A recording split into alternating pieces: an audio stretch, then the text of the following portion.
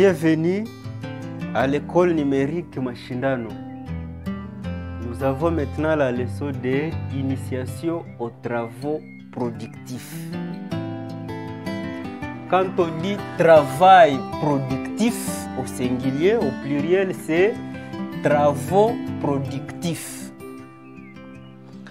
Alors, aujourd'hui, nous allons étudier la création d'une unité de production. La création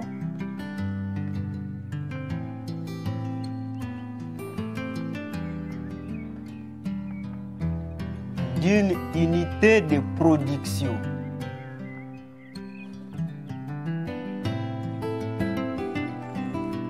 Un travail productif, on peut encore l'appeler unité de production. Alors, comment on peut parvenir à créer une unité de production? Pour créer une unité de production, il faut d'abord observer les milieux dans lesquels vous voulez créer cette unité de production. C'est-à-dire, il faut observer les besoins de la société.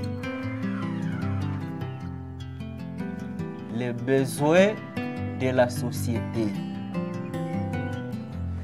Puisque si vous n'observez pas très bien les besoins de la société, vous risquez de créer quelque chose dont la société n'a pas besoin. Après avoir observé très attentivement la société, vous dites, cette société a besoin de ceci, manque ceci. Donc, si je crée ceci, les gens peuvent se retrouver, on peut répondre à ces besoins-là. Alors, quels sont les exemples des unités de production, les exemples d'unités de production qu'on peut créer? Il y a plusieurs exemples d'une unité de production. On peut créer par exemple une unité de production dans l'agriculture.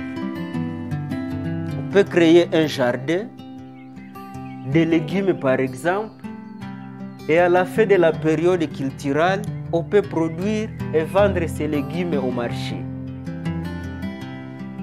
Il y a par exemple l'élevage. L'élevage de poules par exemple, après un certain temps, si ce sont des pondeuses, on peut produire les œufs. Ou bien si ce sont des poulets de chair, on peut vendre les poules qu'on va consommer. On peut créer par exemple une petite activité commerciale dans le commerce. On peut commercialiser par exemple des marchandises, on peut vendre des beignets, on peut fabriquer des beignets, on va vendre ça. On peut vendre même les arachides, on peut vendre même un service. Puisqu'on peut commercialiser même un service, quelqu'un qui a besoin d'une personne pour lessiver ses habits, on peut faire la lessive et on va vendre ce service-là. Après la lessive, on va vous payer. On peut faire par exemple le transport de quelque chose, transporter un objet délié à un autre et on va vous donner de l'argent après ce service là-bas. C'est aussi une activité.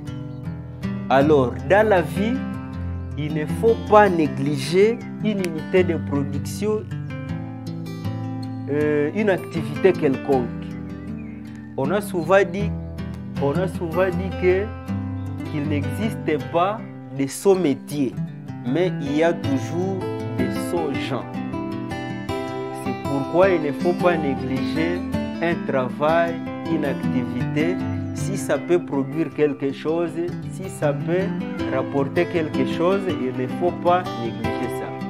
Alors, il ne suffit pas de créer une unité de production, il faut aussi savoir gérer cette unité de production la gestion d'une unité de production, c'est-à-dire il faut faire le suivi de cette unité de production, il faut bien utiliser les outils qui vous permettent de produire, il faut bien même utiliser l'argent qui est généré par cette unité de production.